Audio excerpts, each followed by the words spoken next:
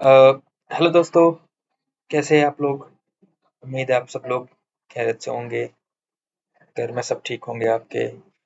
आज का मैंने जो टॉपिक चूज़ किया हुआ है, वो है बेसिक इंट्रोडक्शन स्टॉक मार्केट का। स्टॉक मार्केट में आप बाई एंड सेल शेयर कैसे कर सकते हो और उसके लिए क्या प्रोसेस है स्टॉक मार्केट में एंटर होने के लिए। स्टॉक मार्केट क्या चीज़ है? सब लोगों का क्वेश्चन होता है स्टॉक मार्केट, दलाल स्ट्रीट आप लोग न्यूज़ में देखते होंगे। हर इमीडिएट न्यूज़ में शाम को आता है एक लास्ट में 5 मिनट 2 मिनट के लिए या 1 मिनट के लिए कि स्टॉक मार्केट में क्या रहा, दलाल स्ट्रीट में क्या रहा, सेंसेक्स कहाँ पहुंचा, आज निफ्टी ने क्या किया, आज कितना डाउन था, कितना अप था। सब लोगों को ये कम से कम इसका तो आइडिया होगा कि स्टॉक मार्केट कुछ चीज़ है, क्योंकि ये बार-बार न्यूज़ में दिखता है आपको, बार-बार न्यूज़ में आ जाता है कि इतना इम्पोर्टेंट है, इतना इम्पोर्टेंट मार्केट प्लेस है ये। हर कंट्री का होता है अपना अपना स्टॉक मार्केट। इंडिया का भी अपना स्टॉक मार्केट है जहाँ पर कंपनीज के जो शेयर्स लिस्ट होते हैं वो ट्रेड किए जाते हैं। ठीक है। इंडिया में दो स्टॉक मार्केट एक्सचेंज है बड़े, छोटे छोटे छोटे बहुत सारे हैं, लेकिन बड़े स्टॉक एक्सचेंज दो है। एक है नेशनल स्टॉक एक्सचेंज और दूसरा है Bombay stock exchange. National stock exchange में एनएससी जिसको बोलते हैं, इसमें जो निफ्टी 50 के स्टॉक्स है, निफ्टी 50, निफ्टी 500, वो ट्रेड होते हैं। तो मतलब इंडिया की टॉप ब्लू चिप कंपनीज है, उनके स्टॉक्स ट्रेड होते हैं निफ्टी नेशनल स्टॉक एक्सचेंज में। बॉम्बे स्टॉक एक्सचेंज जो है, इसमें बाकी सभी कंपनी, छोटे कंपनीज जो होती है, स्मॉल मतलब बीएसई की छोटी छोटी कंपनीज होती है, वो उसमें बहुत सारे 2-3 हज़ार कंपनी जितना भी है वो काउंट, तकरीबन 5,000 कंपनी टोटल शेयर मतलब लिस्टेड है इंडिया में। तो वो स्टॉक्स ट्रेड होते हैं बीएसई में।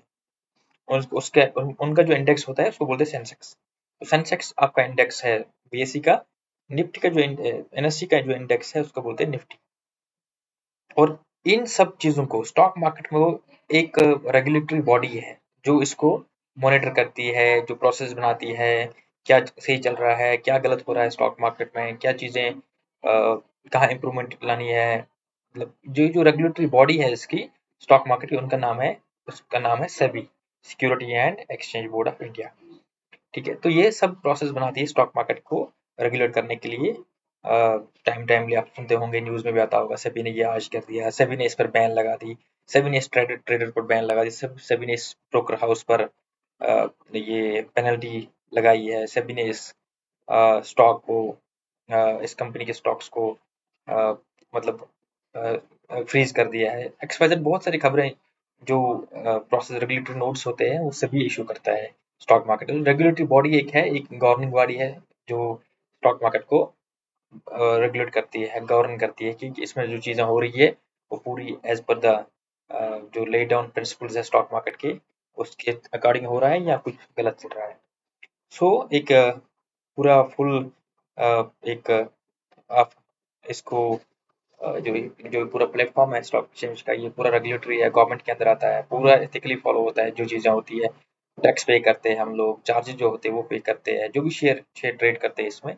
तो ये एक पूरी कंप्लीट बॉडी है, एक सिस्टम में पूरा प्रोसेस है। तो इसमें कोई अनएथिकल एक्टिविटी होती नहीं है स्टॉक एक्सचेंज में। तो आप इसमें वो चीज़ें पहले दिमाग से निकाल दो कि इसमें कुछ गड़बड़ चलता रहता है, कुछ भी होता है, ये आप खुद भी कर सकते हो, ये कर सकते हो। वो चीज़ें हैं वो बहुत अलग है, उनको मैं आने वाले टाइम में आपको ब्रीफ करूँगा वो क्या चीज़ें होती हैं। सो स्टॉक मार्केट में इन्वेस्ट करने के लिए या स्टॉक मार्केट में घुसने के लिए सपोज़ हमें क्या चीज़ें चाहिए होती हैं। स्टॉक मार्केट में घुसने के लिए आपको एक ट्रेडिंग या डीमैट अकाउंट खोलना होता है। उसके लिए क्या करना है? उसके लिए आपके डॉक्यूमेंट्स होने चाहिए। कौन-कौन से डॉक्यूमेंट्स हैं वो? आपका ऑफिशियली वैलिड डॉक्यूमेंट जो गवर्नमेंट ने ऑफिशियली वैलिड रखा है डॉक्यूमेंट्स आइडेंटिटी प्रूफ के लिए या एड्रेस प्रूफ के लिए, वो है पैन कार्ड। ठीक है। आपका आधार कार्ड और एक बैंक वेरिफिकेशन के कैंसिल चेक होना चाहिए। अगर कैंसिल चेक नहीं है तो आप बैंक स्टेटमेंट लास्ट 6 मंथ्स का आप प्रोवाइड कर सकते हो, जो भी आपका ब्रोकर होगा। पासपोर्ट साइज फोटोग्राफ भी चाहिए होता है एक। अगर ये नहीं है तो आपके पास मेरे ख्याल से लाइव फोटोग्राफ भी चलता है, हर डिपेंड करता है ब्रोकर टू ब्रोकर। तो आपका लाइव फोटोग्राफ भी आप यूज कर सकते हो। और एक शायद सिग्नेचर भी लेते हैं वो लोग, अगर ई सिग्नेचर नहीं करना चाहते हो तो एक पेपर पर सिग्नेचर करके उसका फोटोग्राफ खींचना होता है। तो ये भी डिपेंड करता है कि आप किस तरह का अकाउंट खोलते हो। अगर आप डायरेक्टली खोलते हो, आपके पास प्रॉपरली फोन नंबर जो है आपका वो आधार कार्ड से लिंक है, आधार कार्ड पैन कार्ड के साथ लिंक है, पैन कार्ड फोन नंबर के साथ लिंक है, बैंक के साथ account number phone number link है, तो आपको ओटीपी जो आता है वो आपको बहुत ईजिली आप उसको प्रोसेस कर सकते हो। आपका जो एक्टिवेशन प्रोसेस है, जो अकाउंट खोलने का स्टॉक मार्केट का या ट्रेडिंग अकाउंट का वो बहुत ही स्पीडी से हो सकता है, स्पीड से होता है, आई मीन विदिन 24 आवर्स में आप कंप्लीट कर सकते हो, आपका अकाउंट एक्टिवेट हो सकता है। ठीक है, तो ये बेसिक चीजें आपको स्टॉक मार्केट के लिए सबसे पहली चीज आपको यही है कि आपके डॉक्यूमेंट्स कंप्लीट होने चाहिए। अगर आपके डॉक्यूमेंट कंप्लीट है तो नेक्स्ट स्टेप क्या करना है, आपने अपने अकाउंट खोलना है, demat account, trading account, right. So demat account खोलने के लिए आपको ब्रोकर ढूंढना है कि आप किस ब्रोकर के साथ डीमैट अकाउंट खोलना चाहते हो या ट्रेडिंग अकाउंट खोलना चाहते हो।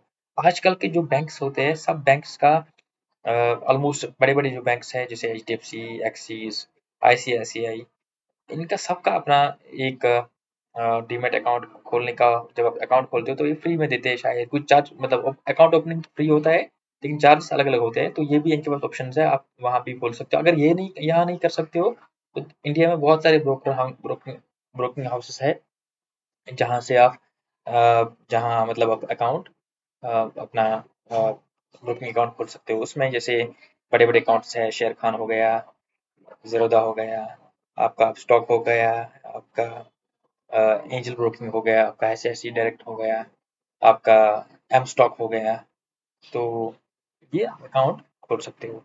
तो पहली चीज क्लियर है कि आपको डॉक्यूमेंट्स होने चाहिए कंप्लीट। डॉक्यूमेंट्स खोलने के बाद आपको चूज करना है किस ब्रोकर में आपका अकाउंट खोलना है। ठीक है, वो चूज कर लिया, वो डिपेंड करता है उस चूज करने के लिए, उसके लिए आपके लिए पास क्या होना चाहिए। उसके लिए दो तीन चीजें होती है ब्रोकर ढूंढने के लिए। एक तो आपका ब्रोकरेज, ब्रोकरेज कितना है, ठीक है, कि आपको जब ऑर्डर बाई करते हो, सेल करते हो, कितना चार्ज लगता है। ठीक है, AMC होता है एक और, जो एनुअल मेंटेनेंस चार्जेस होता है, तो ये किसका कितना है।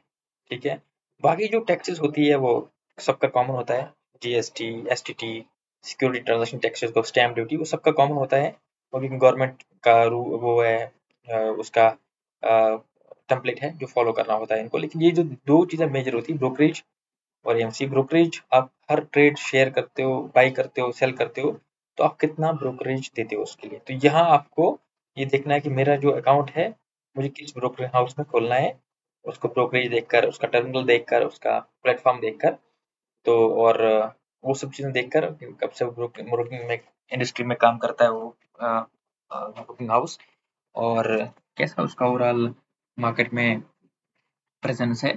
तो वो सब बेसिक चीज़ें आप चेक करके अपना ब्रोकिंग अकाउंट खोल सकते हो। उसके बाद क्या करना है, उसके बाद क्या करना है आपको, जब आपका ये अकाउंट क्रिएट हो गया, ठीक है, जब अकाउंट आपका क्रिएट कर दिया, जब हम ट्रेडिंग अकाउंट खोल दिया, राइट, ट्रेडिंग अकाउंट खोलने के बाद आपको बाई शेयर करने हैं, ऑब्वियसली आप इसलिए ट्रेडिंग अकाउंट खोला है कि मुझे शेयर खरीदना है, मुझे स्टॉक मार्केट में एंटर करना है और शेयर ट्रेडिंग करनी है मुझे, राइट। पहली चीज जो मैं वो क्लियर कर दूंगा, शेयर मार्केट में घुसने के लिए आपके जो दिमाग में ये होना नहीं होना चाहिए कि मैं इसमें, किसी ने बोला होगा आपको भाई आपका पैसा डबल हो जाएगा, आप 1000 रुपए इन्वेस्ट करो आपका 2000 हो जाएगा, 2000 हो जाएगा इन्वेस्ट करोगे 4000 हो जाएगा। ये प्रोबेबिलिटी बहुत ही कम है, और अगर ऐसा कुछ बोलता है तो मेरे ख्याल से उसको इग्नोर कर देना। जो शेयर मार्केट का बेसिक मतलब रिटर्न्स है जो लास्ट 15 ईयर्स में वो 14 to 15% रहा है एवरेज रिटर्न्स, तो इतना शेयर मार्केट दे सकता है आपको। कुछ कुछ स्टॉक्स में अच्छा रिटर्न रहता है, 30-40% भी रहता है साल का, वो डिपेंड करता है किस कंपनी में इन्वेस्ट करते हो। लेकिन ये नहीं है कि आपको आज 1000 रुपए इन्वेस्ट कर दिया और नेक्स्ट डे में आपने या एक हफ्ते के अंदर अंदर वो 2000 हो गया, वो चीजें होती नहीं है, उस पर ध्यान नहीं देना। अगर वैसा आपके दिमाग में वो प्लान है कि मेरा 1000 रुपए इन्वेस्ट करूंगा 2000 हो जाएगा, तो प्लीज आप स्टॉक मार्केट अवॉइड कर दीजिएगा, आपके लिए स्टॉक मार्केट सही चीज जगह नहीं है। तो वो आपको गैम्बलिंग का आपका रोड है, तो वो चूज कर लीजिएगा, राइट। जब भी आपने अकाउंट खोल दिया, ये थोड़े ज्ञान की बात हो गई। अब जब आपने अकाउंट खोल दिया, अकाउंट खोलने के बाद आपको शेयर बाय एंड सेल करनी है, ठीक है। आपको अपना आपका ब्रोकिंग जो अकाउंट वाला कंपनी होगी वो आपको एक प्रोवाइड कर देगा यूजर आईडी और पासवर्ड, ठीक है, और एक पिन आपका इशू करेगा वो।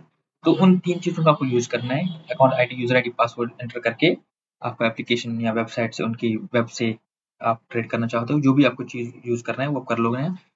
तो जब यूज़ करोगे वो चीज़ आप, उसके बाद क्या करना है आपने, लॉगिन करने के बाद, ठीक है, आपको शेयर लॉगिन करने के बाद आपको उसमें पैसा ऐड करना है, ठीक है। लॉगिन करने के बाद आपको पैसा ऐड करना है, वो आप 500 रुपीज़ या 1000 रुपीज़ जितना भी आपको आपको मतलब लगता है, टेस्ट करने के लिए आप मेरे ख्याल से कुछ 100 रुपीज़ से शुरू करते हैं, तो 500 रुपीज़ ठीक है, 500 अमाउंट आप एंटर कर सकते हो। पहले ट्राई करने के लिए आपको उसको टेस्ट करना है कि मैं कैसे करूँगा, टर्मिनल कैसे चलता है, बाय एंड सेल। आपको थोड़ा सीखने के लिए बेसिक कि कैसे मैं प्लेटफॉर्म को यूज़ कर सकता हूँ, राइट? जब आपने अकाउंट खोल दिया तो आपके बाद अपना पैसा ऐड कर देना, जो भी आपने बैंकिंग अकाउंट नंबर दिया होगा, बैंक का जो आपने पहले अकाउंट नंबर खोला था, डीमैट अकाउंट खोला था, तो वही अकाउंट नंबर वहाँ दिख जाएगा। तो उसके थ्रू यूपीआई या नेट बैंकिंग यूज़ करके अपना अकाउंट पैसा ऐड कर देना है आपने उसमें जो आपका ट्रेडिंग अकाउंट है, ठीक है?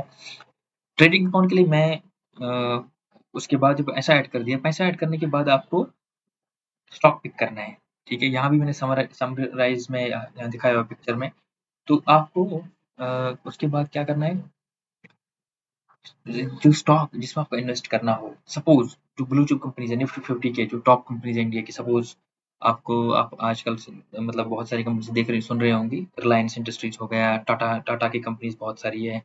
वैसे ही बहुत सारी कंपनीज़ इंडिया में आईटीसी है, विप्रो है, इन्फोसिस है, आईटी कंपनीज़ भी बहुत सारी है। तो वो उनमें से किसी में आपको लगता है कि मुझे इसमें एंटर करना है, इसके शेयर लेने हैं, तो आप उस कंपनी के शेयर को पिक करना है। मतलब कौन सा कंपनी, सपोज़ आईटीसी का शेयर लेना है, वो ₹450 के आस-पास चल रहा होगा। अभी चल रहा है मेरे ख्याल से साढ़े 3 4 430 के आस-पास चल रहा है मेरे ख्याल से वो भी। सो आपने चूज़ करना है, अगर आपने ₹500 पैसा ऐड किया हुआ है, तो उससे आप सिर्फ़ 1 शेयर खरीद सकते हो। आप उसका फ्रैक्शनल में शेयर नहीं खरीद सकते हो। सो आपका 500 रुपीज़ इन्वेस्ट किया है, तो आपको 1 शेयर मतलब आप उससे खरीद सकते हो, ठीक है? तो और जब भी वो मतलब वो आज खरीद ले, आपने अकाउंट में वो कर दिया, उससे परचेज़ कर दिया, ऑर्डर एग्ज़ीक्यूट हो गया। ऑर्डर एग्ज़ीक्यूट करने के बाद उसको नेक्स्ट डे या 2 दिन बाद या 4 दिन बाद वो प्राइस जो आपने लिया था 430 से वो 450 हो गया, ठीक है? तो 450 हो गया, दैट इज़ ₹20 प्रॉफिट जो आपने इन्वेस्टमेंट किया हुआ है, राइट? सो ₹20 प्रॉफिट को आपने अगर आपको लगता है कि मुझे सेल करना चाहिए, मैंने ₹20 कमा लिया, तो आप एग्ज़ीक्यूट कर सकते हो, कोई उसमें नहीं है।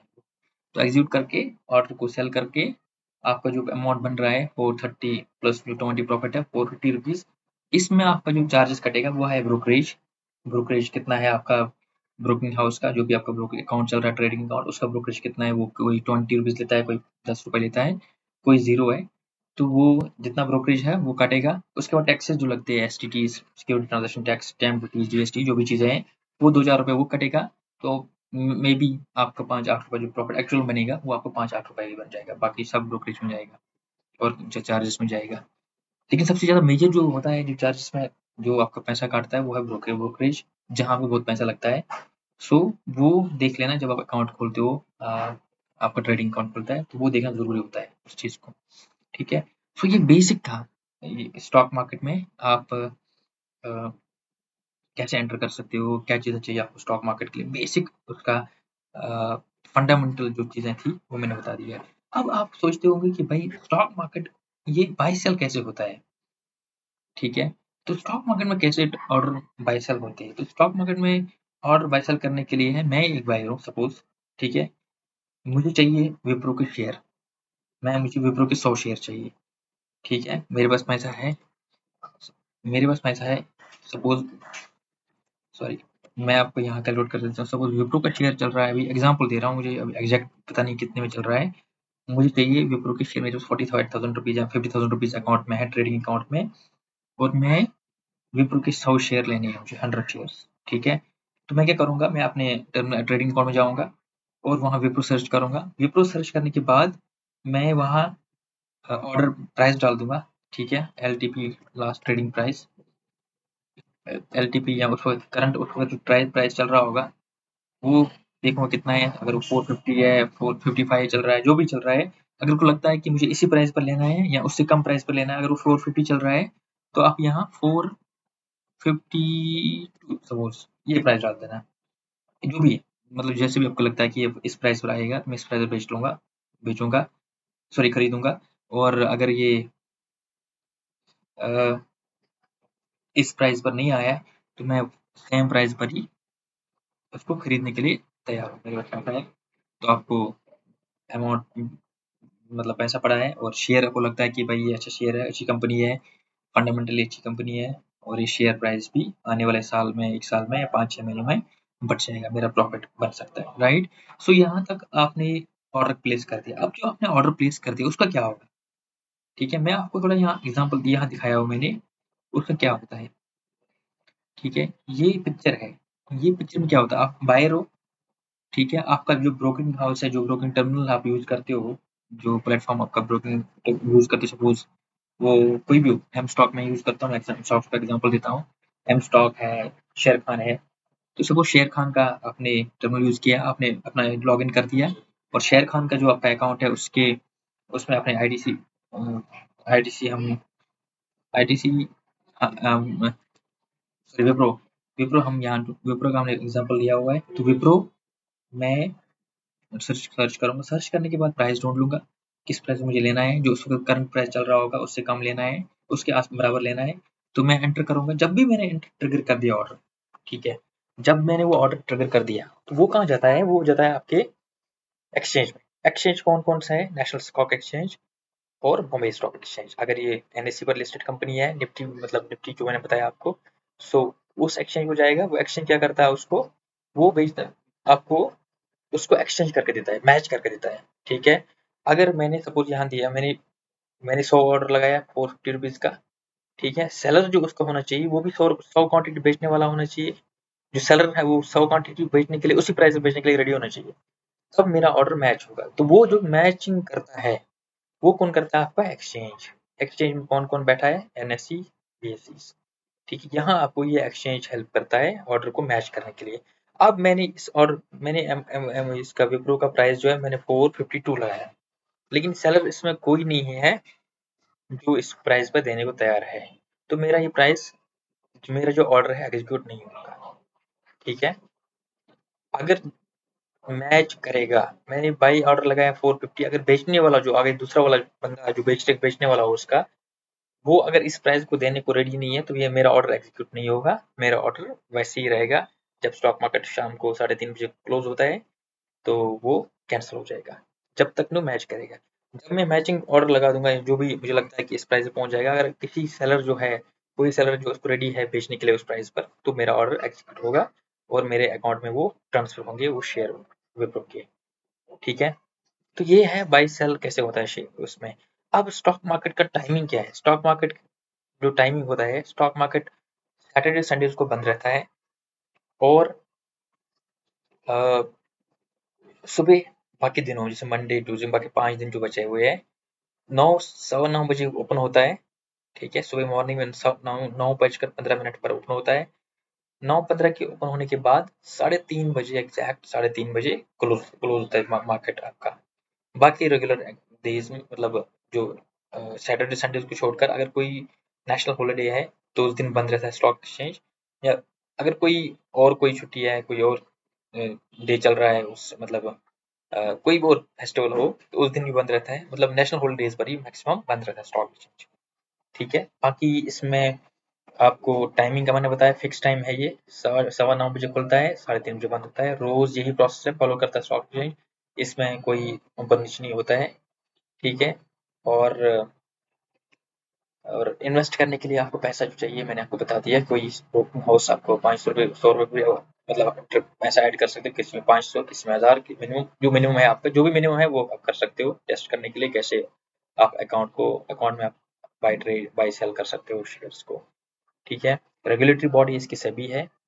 एक्सचेंज आपको कोई उसमें ज़्यादा घुसने की ज़्यादा बात नहीं, कैसे होता है शेयर, कैसे सेल बाय कैसे होता है प्रोसेस ऑर्डर, वो मैं सिखा दूंगा आपको वो नेक्स्ट वीडियो में। लेकिन बेसिक चीज़ें आपको जो होनी चाहिए वही है। अकाउंट खोलने के लिए मैं आपको दोबारा रिपीट करता हूँ, स्टॉक मार्केट में एंटर करने के लिए आपको पहली चीज़ जो आपके डॉक्यूमेंट्स क्लियर होनी चाहिए, ठीक है? आपके पैन कार्ड, आधार कार्ड, बैंक अकाउंट और आपका कैंसिल चेक या आपका बैंक स्टेटमेंट लास्ट 6 मंथ्स का, और जो फ़ोन नंबर हो वो लिंक होना चाहिए आपके आधार कार्ड और पैन कार्ड से। जब तब उससे क्या फ़ायदा मिलता है, जब आपका ई वेरिफिकेशन करोगे आपको, तो उससे क्या होगा, केवाईसी जो पूरी होगी आपकी, उसके लिए वो ट्रिगर करता है ओटीपी, आपको वेरीफाई करता है कि आधार कार्ड वेरीफाइड है। उसके बेस पर आपको अकाउंट खोलने के लिए आपको हेल्प करता है। तो पहली चीज़, स्टॉक मार्केट घुसने के लिए आपको डॉक्यूमेंट्स होनी चाहिए। डॉक्यूमेंट्स क्लियर है, उसके बाद आपको ढूँढना है कि मेरा कौन-सा ब्रोकर है जिसमें मुझे अकाउंट खोलना है। ठीक है। तो मैं रिकमेंड नहीं करूँगा, लेकिन मेरे पास तकरीबन 3 ब्रोकर्स के मतलब यूज़ करता हूँ मैं, 3 ब्रोकर्स के अकाउंट यूज़ करता हूँ, ट्रेडिंग अकाउंट। उनमें से सब जो सबसे चीपेस्ट मैं यूज़ करता हूँ वो है एम स्टॉक। एम स्टॉक का मैंने जो लिंक है वो नीचे वीडियो में दिया हुआ है, आप प्लीज़ उसको, अगर आपको आप चाहते हो कि मुझे एम स्टॉक अकाउंट खोलना है, ये मेरा एसेट्स का प्लेटफॉर्म है, मेरा एसेट्स कोरिया की कंपनी है। सो आप इनका यूज़ कर सकते हो प्लेटफॉर्म। ये इसमें ब्रोकरेज जो है वो ज़ीरो है। एएमसी जो है एनुअल मेंटेनेंस चार्ज वो भी ज़ीरो है, अगर आप प्लान उनका ले लोगे ₹1200 वाला, तो दोनों चीज़ें आप ज़ीरो कर सकते हो। बाकी जो आपका रेगुलेटरी चार्जेस है वो आपको नॉर्मल जो पे करनी पड़ेगी बाकी ब्रोकर्स में, वो आपको सेम यहाँ भी पे करनी पड़ेगी, लेकिन ब्रोकरेज ज़ीरो है तो उससे आपको बहुत पैसा बच सकता है साल में। ठीक है।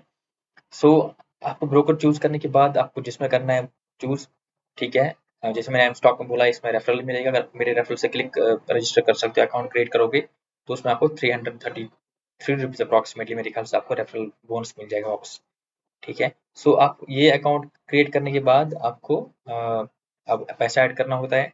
पैसा ऐड करने के लिए आपको अपना जो भी अकाउंट नंबर दिया हुआ यूपीआई आईडी या डायरेक्टली बैंकिंग नेट बैंक से पैसा ट्रांसफर कर सकते हो। इसमें आप debit card credit card sorry credit card use नहीं कर सकते हो। डायरेक्टली आप अपना पैसा ट्रांसफर करके उसमें ऐड कर सकते हो अकाउंट में। अकाउंट में ऐड करने के बाद, ट्रेडिंग अकाउंट के ऐड करने के बाद आपको शेयर बाई सेल करने हैं, तभी जब आपको पता है कि मुझे किस कंपनी के शेयर्स लेने हैं। सपोज मैंने विप्रो का एग्जांपल दिया यहाँ, आप अगर विप्रो के शेयर्स लेने हैं तो आप विप्रो का डोमेन सर्च करना है वहाँ। विप्रो सर्च करने के बाद आपको टर्मिनल में अपना बाय ऑर्डर प्लेस करना है। बाय ऑर्डर प्लेस करने पर आपको वहाँ प्राइस देखना है कि किस प्राइस पर मुझे मैं ये खरीदना है शेयर। अगर 400 का चल रहा है, मैं 398 लगा दूंगा, 399 रुपीज लगा दूंगा। तो जो भी आपको लगता है कि किस प्राइस पर आ सकता है नीचे, कितना मुझे लेना है, या उस सेम प्राइस पर भी ले सकते, जो भी आपको लगता है तो आप एंटरप्राइज करके उसको क्वांटिटी डालकर जितना आपका पैसा पड़ा हो उसके हिसाब से आप वो ऑर्डर प्लेस कर सकते हो। जब उसका मैच होगा ऑर्डर, वो ऑटोमेटिकली आपके प्रोसेस होगा ऑर्डर और एग्जीक्यूट होगा ऑर्डर, और आपके ट्रेडिंग अकाउंट में उसका शेयर का वो होल्डिंग आ जाएगी। ठीक है। और नेक्स्ट डे या 2 दिन या 4 दिन बाद जब भी आपका उस शेयर का प्राइस बढ़ता जाएगा, तो आप उसको अकॉर्डिंगली बेचना चाहोगे बेच सकते हो, होल्ड करना चाहते हो तो होल्ड कर सकते हो। शेयर मार्केट में एक और चीज़ आपको याद रखने की ज़रूरत है, तब तक लॉस नहीं होता है जब तक ना आप लॉस बुक करोगे। ये चीज़ क्लियर करना है कि जब तक ना लॉस हो बुक करोगे आप, मतलब अपने शेयर, मैं एग्जांपल देता हूँ, अपने शेयर यहाँ एक्सेल शीट खोलता हूँ कि आपने शेयर सपोज इस प्राइस पर लिया था विप्रो का, सेम एग्जांपल लेते हैं हम लोग। ठीक है। आपने शेयर एग्जीक्यूट हो गए, शेयर 45,000 रुपए का लिया आपने स्टॉक, 45,000 का स्टॉक लेकर, ठीक है, इसमें आपको क्या होगा, अ, अब ये 1 हफ्ते या 1 दिन बाद या 4 दिन बाद या 1 मंथ बाद 2 मंथ बाद ये प्राइस इसका पहुंच गया 400। ठीक है। सो आपका स्टॉक का वैल्यू कितना हो गया, 40,000। 10,000 आपका क्या चल रहा है, लॉस। लॉस तब तक नहीं होगा ये जब तक ना आप इसको सेल करोगे इस प्राइस पर। ठीक है। ये 400 पहुंच गया। अब मैं इसको रखना चाहूंगा 1 साल 1 महीने के लिए, और हो सकता है ये 1 महीने बाद वापस आएगा इस प्राइस पर 450 जिस पर आपने लिया, या 1 मंथ या 3 मंथ बाद वापस आएगा। ठीक है।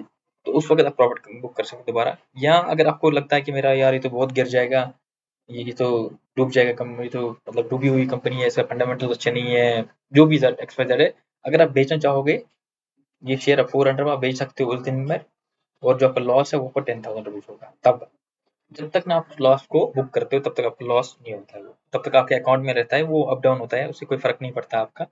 अगर आप लॉन्ग टर्म इन्वेस्टर हो तो आपको उसको होल्ड करना है, वो जब तक उस प्राइस वापस आएगी, बेसिस कि आपके फंडामेंटल्स क्लियर है कंपनी के, कि आपको लगता है ये अभी कंपनी डाउन है, अभी मार्केट कंडीशन डाउन है, अभी ग्लोबल इश्यू चल रहे हैं, शायद उसकी वजह से डाउन है, लेकिन आने वाले टाइम में वापस आ जाएगा शेयर। हो सकता है 400 को 500 हो जाएगा, 500 को 550 हो जाएगा, तो मेरा प्रॉफिट अच्छा बन जाएगा, तो मैं इसको होल्ड करूंगा।